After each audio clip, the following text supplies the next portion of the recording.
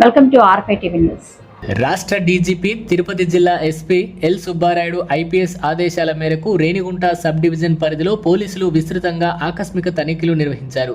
ఆదివారం రాత్రి రేణిగుంట డీఎస్పీ శ్రీనివాసరావు పర్యవేక్షణలో సిఐ జయచంద్ర ఆధ్వర్యంలో పోలీసులు రంగంలోకి దిగి పట్టణంలోని పలు లాడ్జీలను జల్లెడపట్టారు.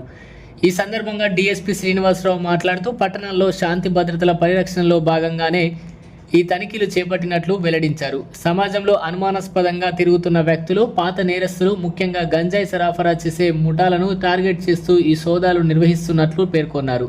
రేణిగుంట సబ్ డివిజన్ పరిధిలోని కోడూరు, రేణిగుంట పట్టణాల్లో ఉన్న లాడ్జీలను తనిఖీ చేయడానికి పోలీసు బలగాలను మొత్తం 6 విభాగాలుగా విభజించి ఈ ఆకస్మిక సోదాలు చేసినట్లు ఆయన తెలిపారు.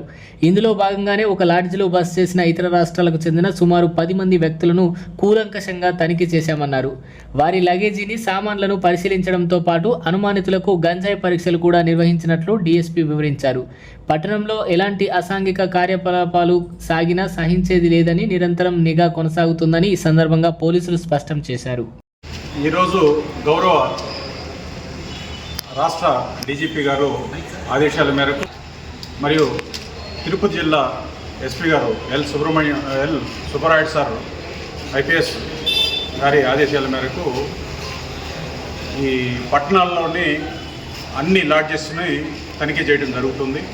అనుమానితులు, నేరస్తులు, గాంజా సరఫరాదారులు ముఖ్యంగా టార్గెట్ చేసుకొని ఈ తనిఖీలు చేస్తున్నారు. దాంట్లో భాగంగానే రేణిగుంట సబ్ డివిజన్లో కోడూరు మరియు రేణిగుంట పట్టణంలో ఉన్న లాడ్జెస్ని 6 విభాగాలుగా ఫోర్స్ని విడదీసి ఈ ఆకస్మిక తనిఖీలని నిర్వహిస్తున్నాము. దాంట్లో భాగంగానే ఈ లాడ్జీలో ఈరోజు 10 మందిని ఇతర రాష్ట్రాలకు సంబంధించిన వాళ్ళని తనిఖీ చేయడం జరిగింది. వారి యొక్క సామాన్ని పరిశీలించడం జరిగింది. అనుమానితులను గాంజా టెస్ట్ కూడా నిర్వహించడం జరిగింది. ఎన్ని టీంలు? 6 టీంలు. Thank you. Okay sir.